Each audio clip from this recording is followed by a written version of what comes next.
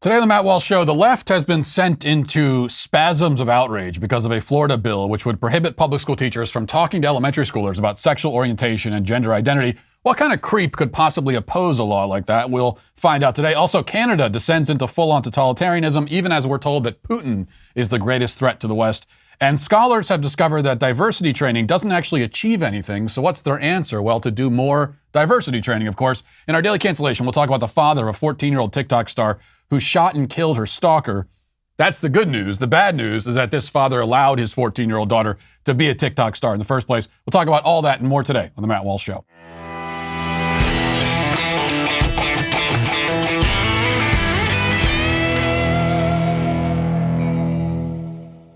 You know, as inflation continues, it's important to keep your budget and your financial goals top of mind. Think about the things you can do today to come out ahead, like refinancing your mortgage.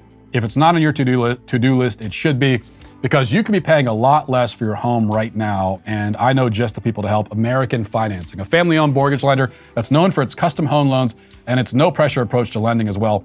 From lower rates to shorter terms and even debt consolidation, they do whatever it takes to set you up for financial success. They can help you save up to $1,000 a month, plus tens of thousands long-term.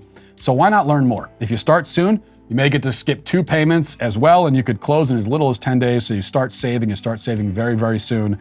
Nothing to lose. You might as well give them a call. If you want to do that, call 866-569-4711. That's 866-569-4711. Again, the phone number is 866-569-4711, or visit AmericanFinancing.net. American Financing, NMLS 182334, NMLSConsumerAccess.org. Though, you know, much can get lost amid the cacophony of perpetual phony outrage, and it can be hard to discern any one bit of outrage from any other. You've probably still noticed over the last few weeks that people on the left are very angry at Florida. And they're always angry at Florida. They're angry mostly that Florida is thriving while they live in gray, dreary cities covered in human feces and used heroin needles. So you can hardly blame them for being a bit envious. But the professed reason for all the anger towards Florida this time in recent days has been a particular piece of legislation called the Parental Rights in Education Bill. Now, even if you don't live in the state, it's worth tracking this story because much can be learned from it, I think, and especially from the reaction to this bill. So the law would bar schools from discussing sexual orientation and gender identity with kids in elementary school. And this has provoked volcanic fury from the left, who have dubbed the legislation the Don't Say Gay bill. They claim that this is, among other things, an attack on free speech. Of course, the idea that adults have the free speech right to have inappropriate sexual conversations with children is the kind of thing that you'd expect only pedophiles and perverts and predators to argue for. And you would be right. And it's easy enough to understand why gender identity shouldn't be discussed in elementary school. In fact, it shouldn't be discussed in any grade, at any level, because it's an incoherent, made-up concept invented, not coincidentally, by a pedophile mad scientist named John Money, who you're well familiar with if you listen to this show. Gender identity is a religious doctrine. It's part of the left-wing creed. It has no basis in science or reality. Now, if a Christian public school teacher cannot stand in front of his class and declare that Jesus Christ is Lord and Savior, and all students should accept him into their hearts, then a leftist public school teacher should not be able to stand in front of his class and declare that boys can magically become girls if they believe it in their hearts. The left has for years shouted that we must keep religion out of the classrooms, but as it turns out, they only had certain religions in mind, which we've known for a while. But what about sexual orientation? Now, it's at least coherent and factually true to say that a person has sexual urges, which are generally oriented one way or another. In fact, John Money also coined the term sexual orientation, but at least in this case, it's coherent. You understand what's being said. The question, though, is whether a government employee in the government education system would ever have any valid reason to talk to a 9-year-old about sexual urges. The answer to that question, obviously, is no. The left says that not only do these adults have good reason to talk about sexual urges with prepubescent children, but even that the adults, have a right to hold such discussions. To force them to refrain from talking about their sexual urges with children is to persecute them, we're told. Moreover, it deprives the children of something that they need, because children before the age of puberty somehow need to talk about a topic that they fundamentally won't be able to understand and which has nothing to do with any of the academic subjects that they're going to school to learn about. This is absurd for a lot of reasons, but the main one is that it goes the other way around. You aren't depriving children of something they need by refraining from having inappropriate sexual conversations with them in elementary school. You're depriving them of something they need when you do have those conversations. Namely, you're depriving them of the innocence of childhood. Now, leftists, they actually will openly scoff at the very idea of the innocence of childhood. They don't recognize that there is any innocence of childhood because along with being acolytes of John Money, even if they don't know they're acolytes of him, they're also acolytes of Alfred Kinsey and the other late 19th and early 20th century degenerates who claim that children are sexual from birth. Now, that's false, but it turns out that this was not a description, it was a proscription. Children are not naturally sexual from birth, but these quacks would try to change that. They wanted them to be. And they've been trying to change that fact ever since. And to prevent them from doing so, to prevent the adults from doing that, from sexualizing childhood, that is a personal attack against them, we're told. Which should really tell you something. And so should this. Outrage was renewed over the weekend after a new amendment was added to the bill, which, according to all the headlines, would require schools to, quote, out their students. Now, the idea of outing an elementary school student doesn't even really make any sense to begin with, but the way the headlines are written, it makes it sound like teachers are required to investigate a child's sexual preferences and then set off some kind of alarm, pull an alarm and alert the whole building if a kid turns out to be gay. Yet investigating sexual preferences is exactly the sort of thing that the bill forbids. That's what they're not supposed to be doing. So the framing doesn't really make any sense here. It turns out when critics say outing, what they mean is that schools are required to inform parents. And there's a difference there. So here's the article from The Hill. It says, a new amendment to Florida's Don't Say Gay bill would require schools to inform parents of their children's sexual orientation within 6 weeks of learning that the student isn't straight, NBC affiliate WFLA reported on Monday. The amendment was filed Friday by the bill's co-sponsor, State Representative Joe Harding. The bill, which has gained national attention and pushback, bars educators in Florida from talking about sexual orientation or gender identity in primary schools. Parents would be able to take legal action against school districts that they believe have violated the measure. The original version of the legislation required schools to inform families of their child's LGBTQ plus status, but gave an option for exemption for the outing in cases where educators feared it could lead to abuse, neglect, or abandonment. The amendment offers no such exception. Yes, it offers no such exception because any such exception would guarantee that no school would ever tell any parent anything because they could always simply claim that they fear abuse at home. And this is especially true given that the left considers it abuse if a parent fails to accept that their son is really a girl or that their girl is really, a non-binary pansexual chipmunk or whatever. The point of this amendment is not that schools ought to be digging into a child's personal life and then reporting back to the parents.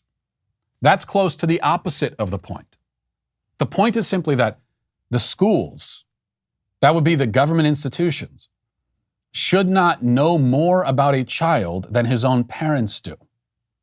I have a right to know what my child is doing at school, what he's saying, how he's behaving, how he's, quote, identifying. There should not be any secrets kept between students and teachers. There especially shouldn't be any sexual secrets kept between students and teachers. Only in a culture fully succumbed to madness could that concept be at all controversial. Now, the reason that parents should know this information is that they have a right to know. My child is my child. I have a right to this kind of knowledge about him, especially if it's knowledge that other people have about him. But the other reason is that teachers can't be trusted. And there are a great many examples that could be marshaled to prove this point, but here's just the latest.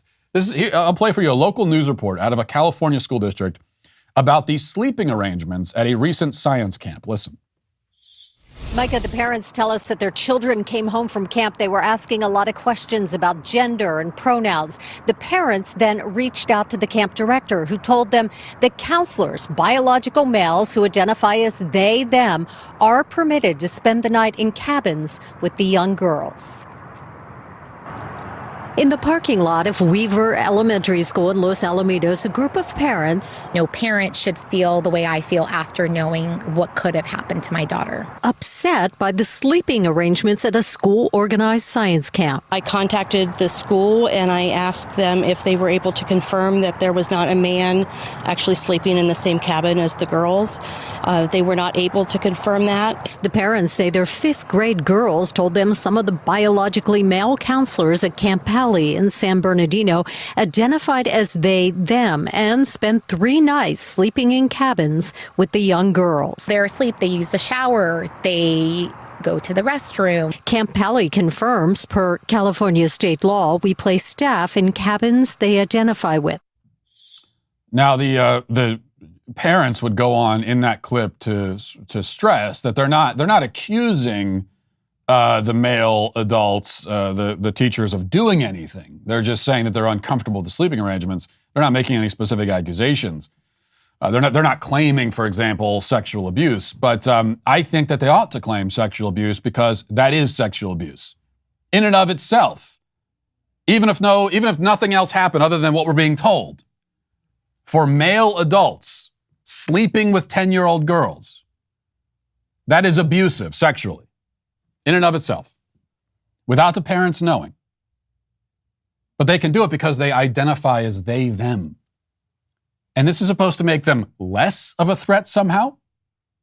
By some incoherent grammatical technicality, they discovered the right to have a slumber party with elementary school girls at science camp. The question is whether you trust these sorts of people to have sexual conversations with your children.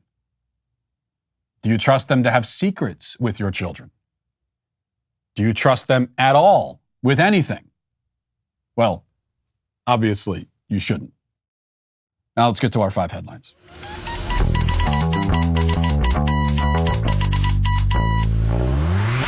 You know, with the ever-increasing numbers of makes and models and everything else, it's impossible to stock all the parts you need in a traditional chain storefront for your car. So why endure often pointless or seemingly intimidating questions about the specifications of your vehicle, only to have the guy behind the counter, or counterman as he's called for whatever reason, order the parts on his computer anyway? There's no reason to do it. Cut out the middleman. You have access to rockauto.com at home, in your pocket. Just pull out your phone and go there. Why would you choose to spend 30%, 50%, 100% more for the exact same auto parts at a chain store or new car dealership? Not only that, but you're paying more for a less inferior selection of items as well. RockAuto.com is a family business. They've been serving auto parts customers online for 20 years. You can go to RockAuto.com right now to shop for auto and body parts from hundreds of manufacturers. They have everything from engine control modules and brake parts to tail lamps, motor oil, even new carpet. Whether it's for your classic or your daily driver, they've got everything you need. And also they're going to deliver it directly to your door. The RockAuto.com catalog is unique and remarkably easy to navigate. Quickly see all the parts available for your vehicle and choose the specifications you prefer. Best of all, again, prices at RockAuto.com are very low. So go to RockAuto.com right now and get their amazing selection and see all the parts available for your car or truck. Write Walsh in their "How did you hear about us" box so they know that we sent you. All right, so we had off for President's Day. That's why we weren't here yesterday. I don't know why we had off for President's Day. President's Day is a stupid holiday. It made sense when it was Washington's birthday, but then they expanded it to include all presidents, and it just lost its meaning.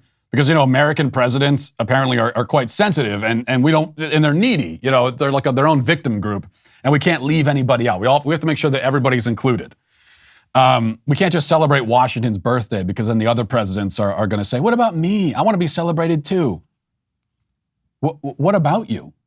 I'll tell you about you. A lot of the rest of you sucked. That's why you don't get your own holidays, or you shouldn't anyway. I mean, why should we let somebody like Bill Epstein Clinton ride Washington's coattails to the holiday? It just doesn't make any sense. But now we're giving out participation trophies to presidents, apparently, and it's dumb, but I'll take the day off. That's the lesson. Actually, they came to me last week, and they actually asked me, they said, "Do you want to take the day off?" because everyone else is getting the day off. Do you want that day off also? And I said, yeah. What kind of person do you think I am? Of course I'll take the day off. If a day off is on the table, I'll take it. I mean, eventually they'll declare, the official George Floyd Memorial federal holiday, and I won't like it, but I'll take that day off too. I'm a man of principle, and one of my principles is that there is no bad reason to take a 3-day holiday.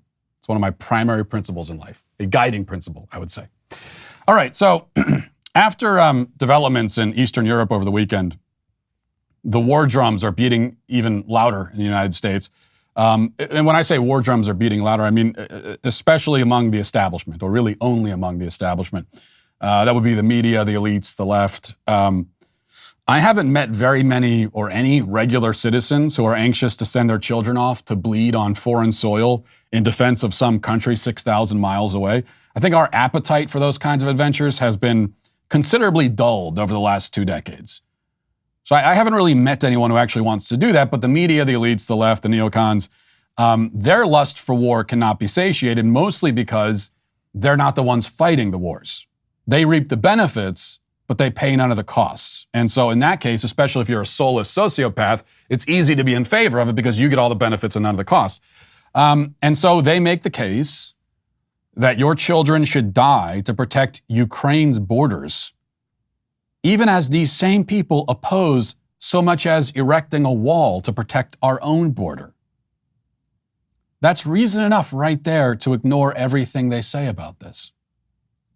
In fact, I think that should be the first question. Anytime anyone is telling you about what we should be doing to protect Ukraine's border, you should cut them off and say, well, what about our border? What do you think about that? And if they have any hesitation in saying that we should protect our own border, then just ignore them. Their opinion is not valid. But people who won't even utter the phrase American sovereignty now would happily plunge us into World War III for the sake of Ukrainian sovereignty. I have heard and seen people on social media who I have never heard these people ever talk about sovereignty as it relates to the United States. In fact, they would say that if you care about American sovereignty, it's ethnocentrism, it's nativism, it's white. You're a white nationalist. And yet these same people are talking about, the right of Ukrainians to the sovereignty of their nation. There are lots of reasons to disregard what these people say, but I think their pathological hypocrisy is definitely one of them. Another reason is that we have major problems of our own in this country. And that's not whataboutism. And even if it is, by the way, there's nothing wrong with a what about argument. It's actually a very valid. Only in this stupid day and age do we consider it inherently fallacious to make an argument that starts with the phrase, what about?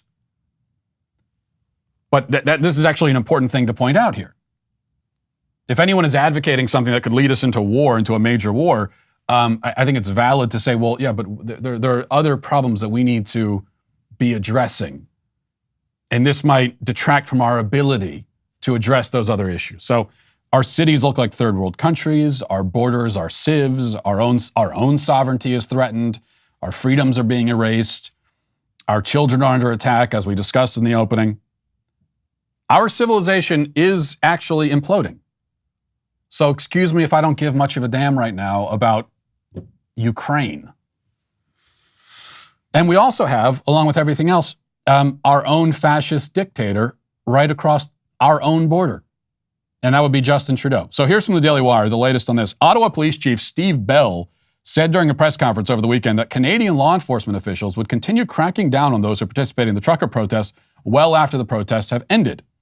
The revelation came in response to a reporter asking if there were going to be repercussions down the road for the protesters, even if they'd retreated and gone home. And the answer was yes. Let's listen to that answer from the police chief now. Hello, I'm Andy Lee. I'm from Independent Media. So I was in the crowd yesterday. I was unfortunately hit with some pepper spray. I just have a question. There's some video cameras that the police are using and some news outlets are reporting that you're gathering intelligence with those cameras. Can you elaborate, like, if the protesters at this point, retreat and go home, are they going to be getting sort of repercussions down the road? Or are you going to be sort of actively pursuing the people that you've been sort of documenting and filming who are still out there protesting? What are your plans after this, after the protest is over? Thank you. It's a great question. And the simple answer is yes. If you are involved in this protest, we will actively look to identify you and follow up with financial sanctions and criminal charges. Absolutely. This investigation will go on for months to come.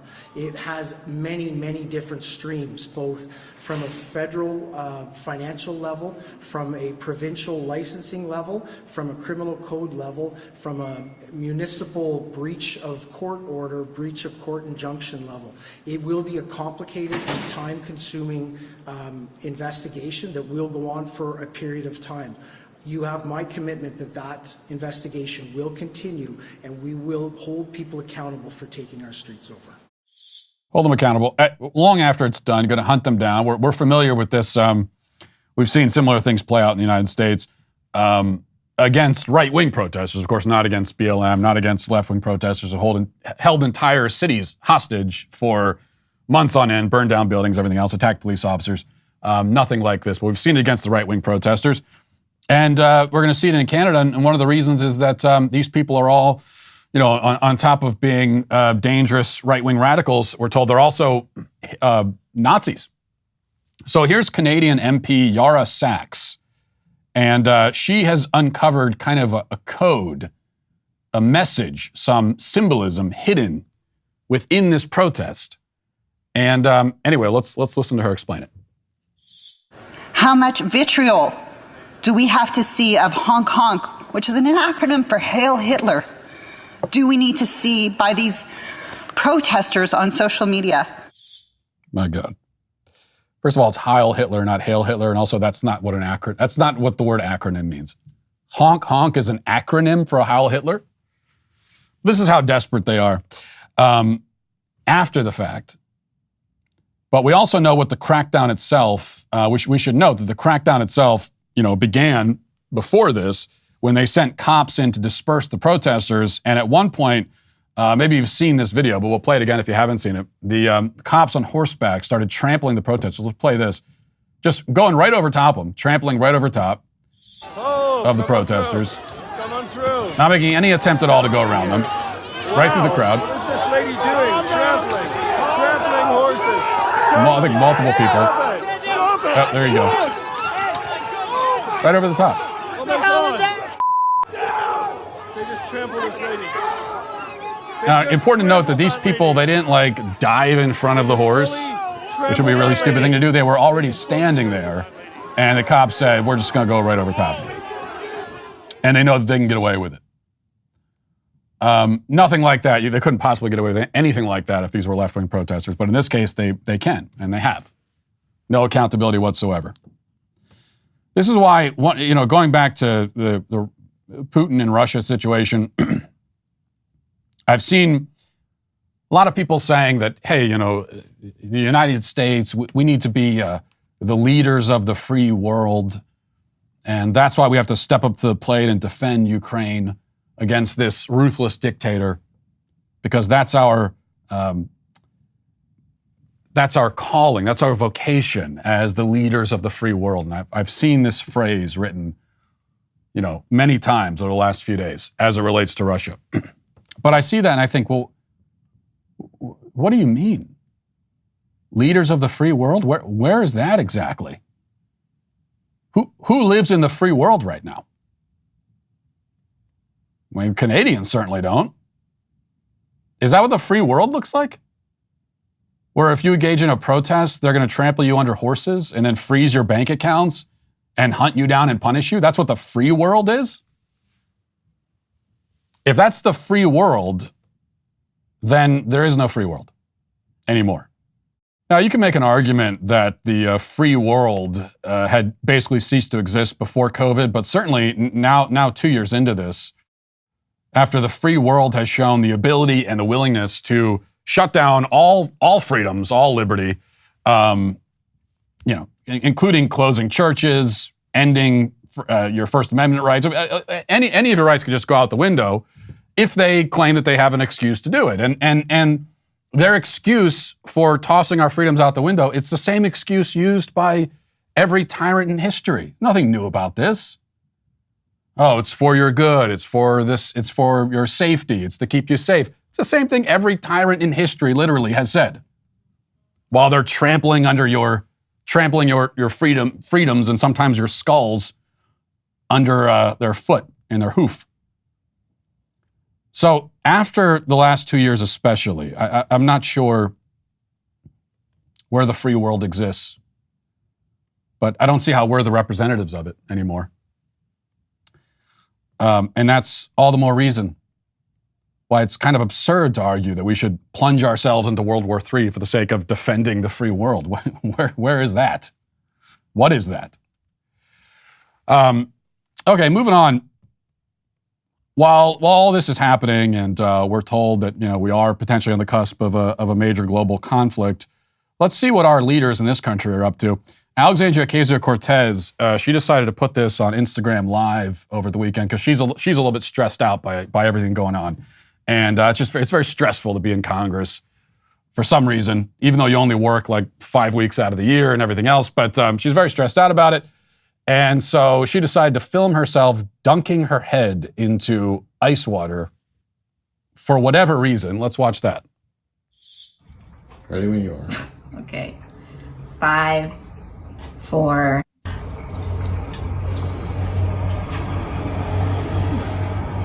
Good job. Good job.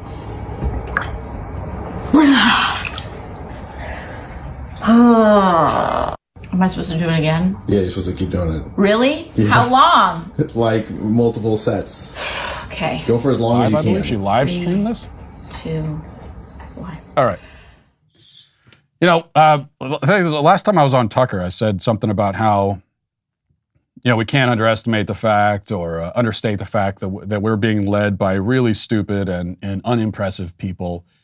And he made the point that it's actually a really good thing that they're so stupid, because can you imagine? We've seen the kind of damage that they can cause being dumb tyrants, but if they were actually smart, if these were evil geniuses, can you imagine the situation we'd be in right now?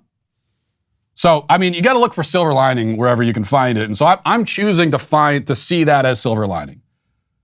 That this is how dumb these people are. At least they're dumb. You got to give them that at least. From the Daily Wire, it says, scholars recently admitted to Forbes that annual diversity, equity, and inclusion, DEI trainings, aren't very effective, and that the solution should be more woke ideology. The College Fix reported that, quote, traditional anti-discrimination trainings conducted on an annual basis aren't sufficient, and studies show it. But instead of looking for reasons why the training isn't actually effective and that perhaps the content needs to be changed or presented another way, those scholars insisted that people simply must be subjected to the training more often. The Forbes article explained that, quote, a lack of understanding regarding issues like the bamboo ceiling. What? The bamboo ceiling. Hair discrimination, tone policing, colorism, which I guess is supposed to be distinct from racism, I don't know, and experiences of first-generation professionals inhibits an organization's ability to cultivate inclusive spaces. I feel like I have to read that again because I didn't understand what I just read. And it probably won't be any better the second time, but lack of understanding regarding issues like the bamboo ceiling, hair discrimination, tone policing, colorism, and the experiences of first-generation professionals inhibits an organization's ability to cultivate inclusive spaces. Oh, okay. Yeah, I still don't understand. Donna Dockery, a DEI expert and adjunct professor at Hunter College, told Forbes that annual training ends up with situations where, quote, the people who usually need it the most and usually the ones who are usually the ones who do not value it and don't show up. Dockery then argued that once a year was not enough for these trainings. They're also commonly done once a year or reactive to something bad, which comes off as disingenuous. Dockery added, make your DEI efforts a priority. Make it a part of your annual budget. It should be ingrained in your work activities. These trainings need to be ongoing. So they're doing these, well, first of all, hold on. I got to look up bamboo ceiling because I don't even know what that is. I'm going to guess. I'm afraid to even guess because if I'm wrong, I'll be accused of racism. But I'm going to guess this is some sort of anti-Asian discrimination. I'm going out on a limb and guessing that's what it is. And okay, good. Yeah, that's what it is. The term bamboo ceiling was coined in 2005 by Jane Hoon in Breaking the Bamboo Ceiling, Career Strategies for Asians. This is according to Wikipedia, by the way, my number one source for everything, where she addresses the barriers faced by many Asian Americans in the professional arena, such as stereotypes and racism, while also providing solutions to overcome these barriers. The bamboo ceiling, as defined by Jane Hoon, is a combination of individual, cultural, and organizational factors that impede Asian Americans' career progress inside organizations. Are you kidding me? Now, if you wanted to tell me that the bamboo ceiling is affirmative action, which penalizes Asians, and especially Asian students for being so gifted and so hardworking, and then you have institutions saying, oh, we don't need as many Asians because we need more of other races. So if that's the bamboo ceiling you're talking about, then fine, I'll go along with that. I think I'd probably prefer a different term than bamboo ceiling, but if that's what you want to call it, that's not what they're saying, though. It doesn't sound like this is like they're singling out affirmative action as the problem. They're saying that this is like a systemic racism thing where Asians are being prevented from achieving career success. What in the world? In America, you think that's happening? Asians have the number one median income on average. If you were to rank average income by race, Asians are at the top, above white families. Asians are, one of the great success stories in this country. They're vastly overrepresented in fields like medicine and engineering. And if we can still claim that even Asians are somehow being suppressed by this systemic racism, again, unless we're talking about affirmative action, which they aren't. But putting that aside, if even Asians, an enormous success story in this country, now are also victims and are running up against some sort of ceiling, and supposedly their ceiling is even harder to break through than anybody else's. Because at least women have a glass ceiling. Now, you could bust through that pretty easily. You might want to put a helmet on. But a bamboo, you're going to have trouble busting through that. Yet there's a bamboo ceiling, and yet Asians do fantastically well in this country. They do better than anybody. And yet there's still a ceiling stopping them. No, okay. But overall, we're being told that they've noticed at least, so they got halfway there. They've noticed that they're doing all this DEI training, and it's not achieving anything at all. It's not helping anything. And but their solution, of course, as always, is just to do more of the thing that isn't working, and also to make it mandatory. In the land of the free, remember. Because they have noticed that, if you make it voluntary, then the only people who will voluntarily subject themselves to this are the ones who are already brainwashed. No one else is going to sit through it. And so now you have to force them to do it. And so do it more, make it mandatory. It's not working. That's the problem they've identified. And the solution, do it more, make it mandatory. Great idea. From Breitbart, it says, former President Donald Trump's social media app that he hopes will rival Twitter launched on Monday as he seeks a new digital stage to rally his supporters and fight big tech limits on speech. A year after he was banned from Twitter, Facebook, and YouTube, his Truth Social app was offered for download from the Apple App Store to a limited number of subscribers who had pre-ordered. Others who were added to a waiting list are to be given access over the next 10 days. Apparently there was some problems with the launch, and so most of the headlines about this are gloating over the fact that the website went down or something when they were launching it. And I'm not gonna gloat over that, obviously, because I think it's good. It's a good thing to try to attempt. So I can admire that. And any of these attempts to create an alternative platform to Twitter, we need people like Donald Trump to do that. We need people who have the money and the resources, and also have it helps for him that he has the name recognition. Obviously, he's like the most famous person in the world. So if anyone can make it work from a branding perspective, you'd think it would be him, and maybe it will work. I hope it does. My only issue, and I say this as someone who I haven't used Truth Social, and I didn't get an invite myself. I wasn't one of the VIP invitations, so I haven't seen it. All I've seen is some of the screenshots and everything. And from the look of it, it would appear that Truth Social is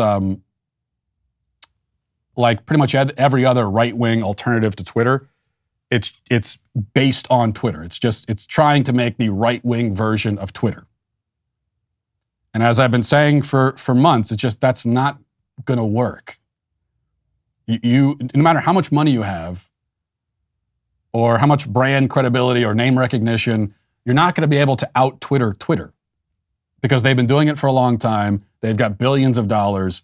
You're not going to be able to make a better version of Twitter. What you should do instead is make something else entirely. And so the one thing that's been, and it's a major thing, but the one thing that's been lacking from all of these attempts at making a kind of right-wing answer to Twitter is innovation, creativity. There's nothing innovative about it. And so that's my first question anytime I hear about one of these new platforms is, well, what's different about it? What's the innovation? How is the experience, actually substantively different? And so far, the answer has been, well, it really isn't. Maybe that's different with Truth Social. From what I've seen, it doesn't seem to be, but I hope that will change. Okay, finally, Bill Gates continues to be, for whatever reason, trotted out as an expert on COVID. And so here he is at the Munich Security Conference over the weekend talking about masking. Let's listen. What about masks? I think there are a lot of people in America who are confused about whether they should be wearing a mask. And in the United Kingdom, for example, they've scrapped that altogether. Well, that's interesting. What is the downside of wearing a mask? I mean, it's got to be tough.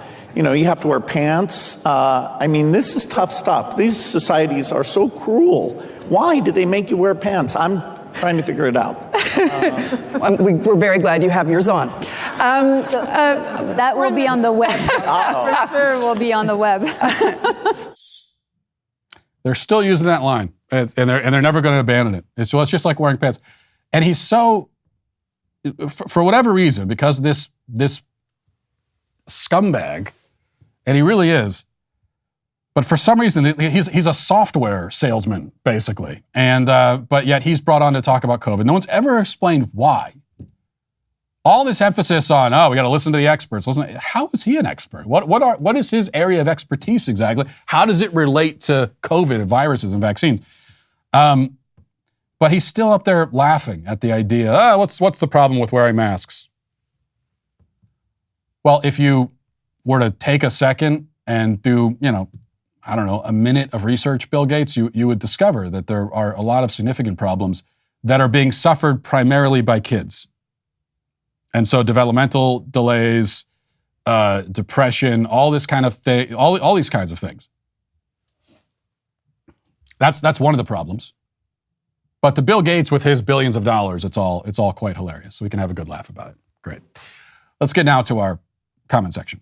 Do you know their name? They're the Sweet Baby Gang. Okay, dailywire.com/sweetbabycomments if you want to leave a video comment.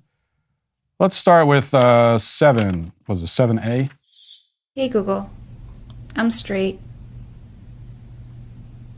I'm sorry to hear that. I think you're awesome, and you are not alone. I hope I can be an ally to you, and there is help if you need it. Hey Google, I'm gay. Thank you for telling me. Being true to who you are is a beautiful thing. Do you have what you need to live your identity fully? Yes. You're awesome and beautiful. What's not to love? Live life proudly. Is that real? So that's Google. That's Google's version of Siri or whatever. And if you say I'm straight, it will answer, I'm sorry to hear that. I need other people to test that. I need that to be confirmed. Because that's a story right there. We're breaking news in the comment section from a sweet member of the Sweet Baby Gang on the Matt Walsh Show. So I need here we go. What is this? And this is the Google Assistant. This is the transcript. Said, I'm gay. Thank you for telling me. Okay, so that's the transcript. All right, other people, if you have this Google Assistant thing, try it out for yourself. Confess your sexual orientation to Google if you feel like doing that, and let me know. Let me know what the results are. All right, let's go to clip 9. Ma'am, that's just a boy with wood spoons in his mouth. But if I believe that, they'll say I'm homophobic. Protecting your son, ma'am. That's most heroic. Thank you, Matt Walsh, for writing this book that I can share with my son. We hope that you write others that we can add to our collection. SVG for life. Well, and thank you, ma'am, for making sure to indoctrinate the kids very young. That 6-month-old, it looks like he's about 6 months old. I could tell that he was really into it. He understood what was going on. And if you want to get your copy of Johnny the Walrus, you go to johnnythewalrus.com and order it today from Amazon and get the LGBT children's book best-selling sensation if you have not gotten it yet. All right, let's go to Laura. Says, thanks, Matt. Because of you, my husband now walks around the house saying he identifies as brilliant and handsome. Well, I'm humbled to know that I've inspired your husband and so many others to live their truth and embrace their identity. So thank you for telling me that.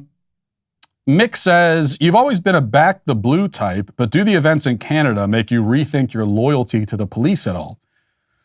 Well, first of all, I certainly wouldn't describe it as loyalty to the police. Loyalty is something that I have to my family, to my wife, not to government employees. So that's not the word that I would use. But does it make me rethink broadly my support for police in general? No, it doesn't.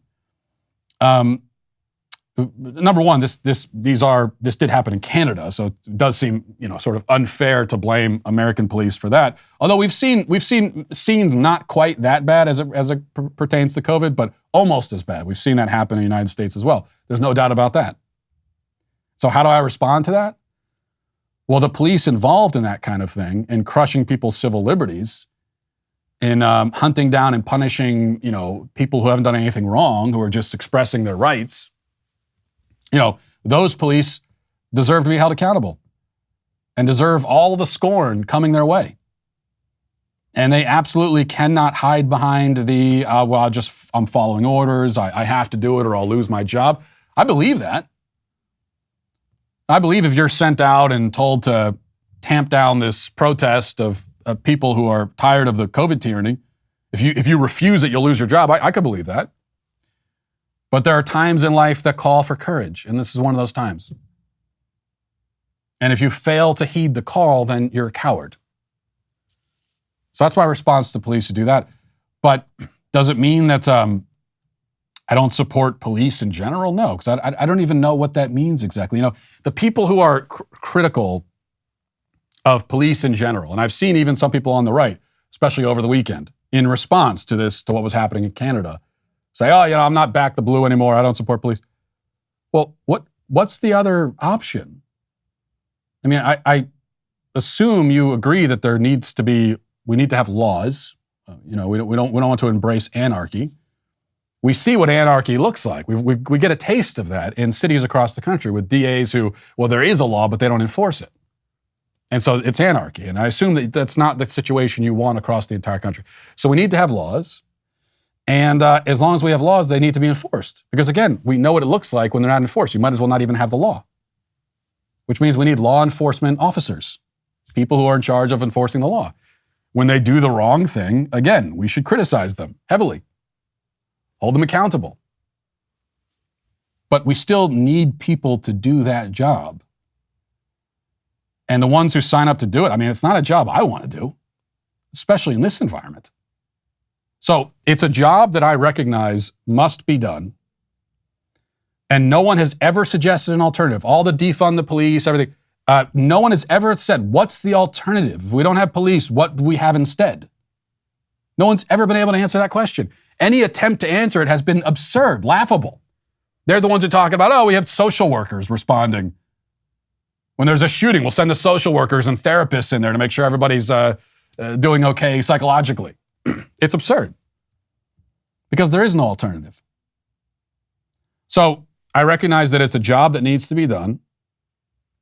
It's a job I sure as hell don't want to do. And so, I appreciate the people who are signing up to do the job that needs to be done and I don't want to do. I think most of them try to do it well, and so I support them. The ones who abuse that authority, I do not. That's kind of how I break it down. It's not very complicated. Let's see. JJ Mack says, I'm late to the show, sorry. You made a point about victimless crime when it relates to transgender sports. If the women speak up, they could lose their scholarships. You don't think that's why they're not speaking up more?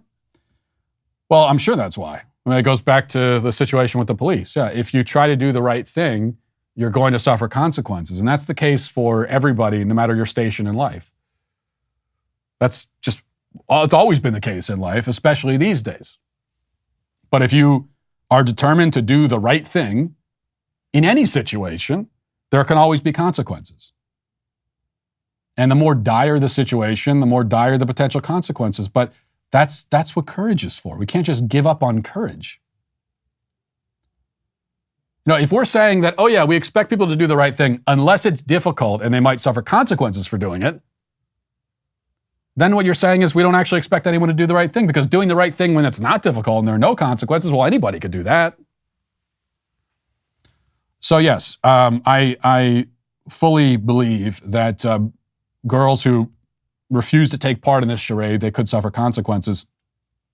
I still expect them to speak up because it's the right thing.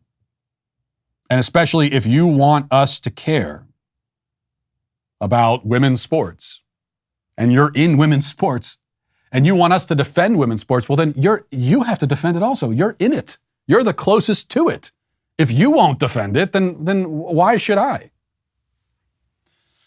And the other thing is that, yeah, if one or two women speak up against this, we know what will happen to them, because some women have spoken up and they get just devoured. Right? The hounds descend and rip them to pieces. But if all the women, or even half of them, or even like a solid, large minority were to speak up and refuse to participate, then they can't all suffer the consequences. So, or the institutions could try to make them all suffer consequences, but they won't be able to sustain it. Let's see. Manic Pixie Fangirl says, okay, yeah, maybe a Bill of Rights for dogs and cats seems silly and extreme, but we can't go on allowing the types of abuses perpetrated on these animals to continue without consequences. Some of us conservatives are animal lovers too. This was a really weird take and not a hill to die on, in my opinion. Now, wait a second, Pixie Fangirl. California has a bill that claims dogs and cats have a God-given right to live in comfort and luxury. That was part of the bill. And that this right only extends to domesticated dogs and cats and no other animals? And I'm the one with the weird take? If you say so.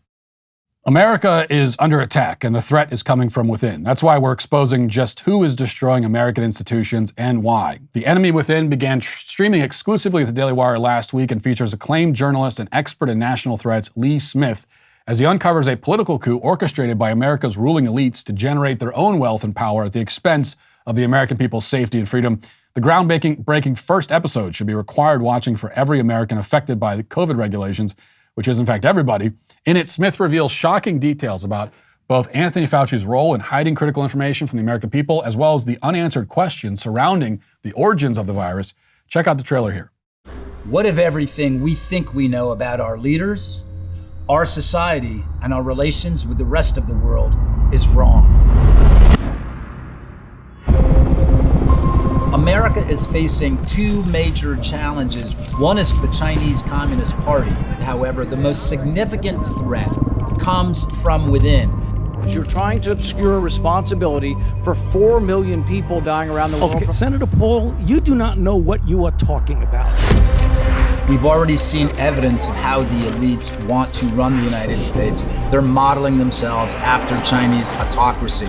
For over a decade, the People's Republic of China has stood publicly accused of acts of cruelty and wickedness that match the cruelty and wickedness of medieval torturers and executioners. Dianne Feinstein had a Chinese spy as her driver for 20 years. We're not talking about one person infiltrating senior levels at the CIA or the White House. We're talking about an entire elite class throughout the political, corporate, academic, cultural, and media establishment. My name is Lee Smith. I've been a journalist for more than 30 years. This is the most astonishing espionage and infiltration operation in history. What you're going to see in this series will shock you. This is The Enemy Within.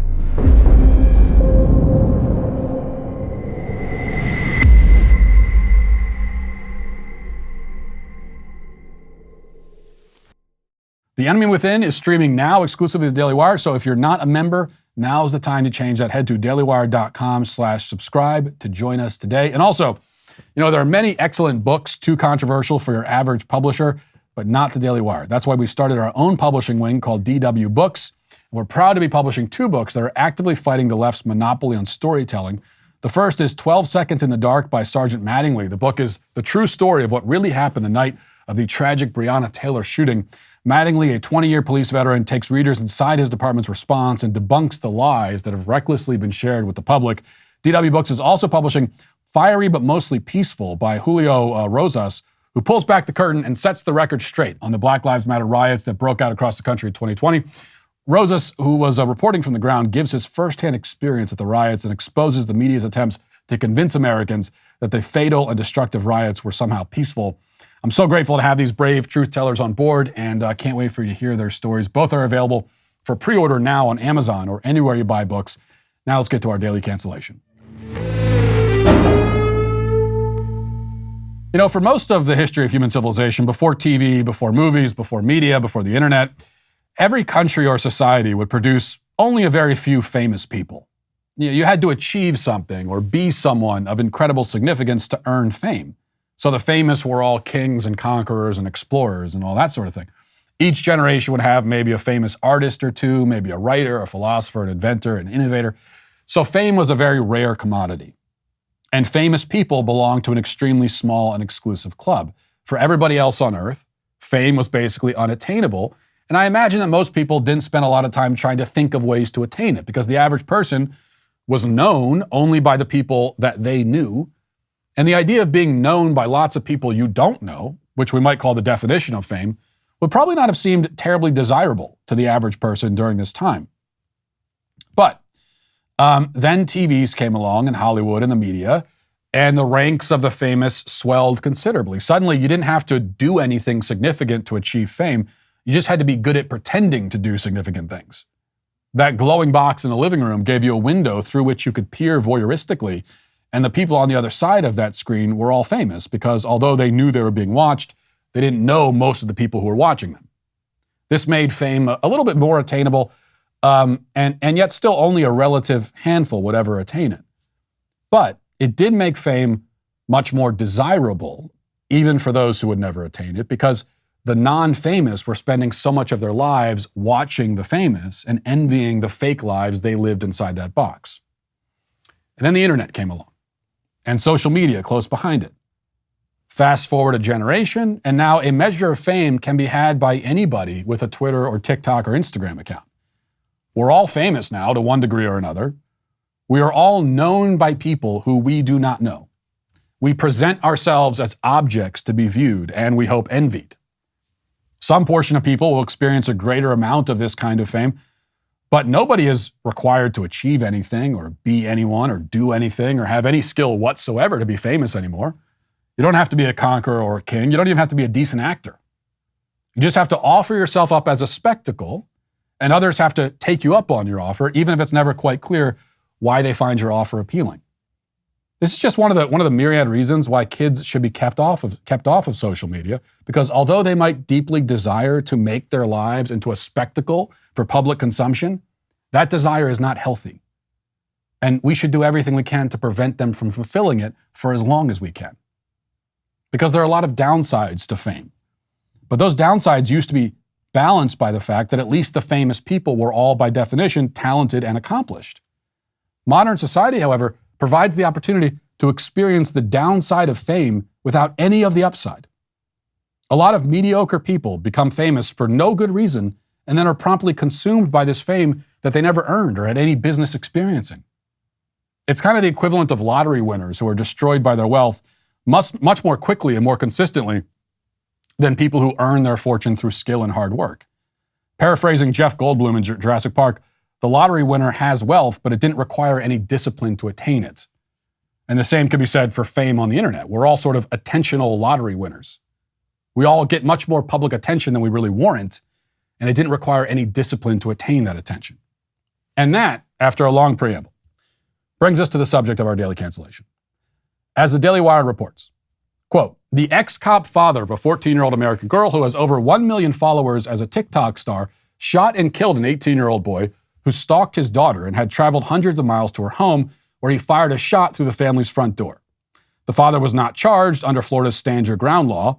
Ava Madgery, 14, whose videos show her singing, dancing, or pulling pranks, noticed in early 2020 that one of her followers, Eric Rohan Justin, 18 of Ellicott City, Maryland, was becoming obsessed with her, messaging her in Snapchat and on Instagram, and even joining online games that she played with her brothers, according to the New York Times. Ava initially responded to Justin, as she did with other fans, but learned that he was buying her personal information, including her cell phone number, from her friends in New Jersey and Florida, and then he would call and text her with the number.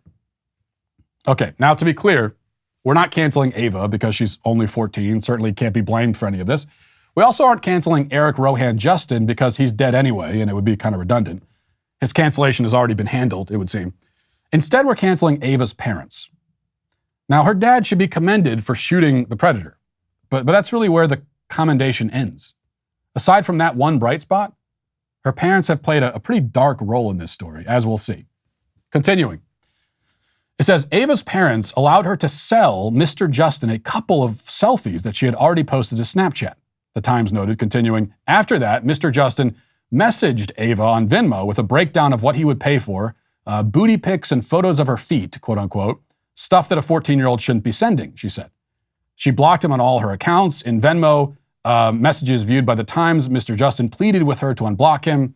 Mr. Madgery, the father, said he texted Mr. Justin's cell phone, told him that Ava was a minor, and demanded that he stop contacting her. Now, you've hopefully already noticed a number of red flags where the parents are concerned, starting with the very fact that Ava is a 14-year-old TikTok star. There's no such thing as a 14-year-old TikTok star with good parents. But we haven't even gotten to the biggest red flag of all yet. Back to the article. It says, since the incident, Michael Marino, an entertainment lawyer, created AGM Creations for Ava. She is now represented by Washington lawyer Lonnie Davis and his public relations firm. Ava is still on social media, and her parents support the idea. Her mother claimed that she did not want Ava to be forced off by sick individuals, saying, why should we allow them to stop her? Maybe she's meant to bring awareness to all this. Ava said that at night she has doubts about continuing on social media, but by the mornings, quote, I thought of all the benefits. Most people would say the money, and yeah, it's a huge benefit, but it's the experience. I got to go to LA, the people that I met. Just being able to make other people smile is what I like. The enjoyment of seeing the impact I make on people's lives. I post a video at night, close my eyes, and in the morning it's exciting to see how many views I get. Rob Madgery echoed, quote, it's like Christmas every day because then you see it build. I think we just had to allow her to make a decision and sort of support her. I think it's going to help her heal. It sounds corny, but I don't know what else you could do for it. Okay, sure, Dad. Your adolescent daughter has been traumatized by the experience of a gun-toting psychopathic TikTok fan blowing her front door open with a shotgun, and the way to help her heal is to allow her to make more TikTok videos? Now, let's back up and review the whole scene for a second. A 13-year-old girl wants to open a TikTok account. Her parents allow it. She begins amassing a huge army of male followers who all enjoy watching her dance. Her parents continue to support it. An adult male stalker takes a very special interest in the girl, and her parents allow her to sell pictures of herself to this person. Then that same individual shows up at the house with a shotgun. The dad dispatches him, his one good act in the whole story, and immediately allows his daughter to get back on TikTok and continue building her brand. Now with a lawyer and a PR firm behind her. Now, Ava says that she wants to continue because the good outweighs the bad. What's the bad? Well, for one, violent stalkers trying to murder her. That's one bad thing. What's the good? Well, she likes seeing how many views she gets on her videos. There would seem to be something very wrong with Ava's scale, and I know what's wrong with it. She's 14. No 14-year-old can appropriately weigh the good against the bad and consistently make reasonable decisions based on that calculation. I couldn't at that age. That's why the child needs her parents to view the situation from a vantage point that is inaccessible to her. They're supposed to be bigger, and not just physically, able to see farther down the road. But all these parents can see, it would seem, are dollar signs. And that makes them especially gross and negligent, but compared to other parents who let their young children pursue social media fame, they're worse only by degree, not by kind. Though today we're focused just on them, and to them we must say, you are both canceled. And we'll leave it there for today. Thanks for watching. Thanks for listening. Have a great day. Godspeed.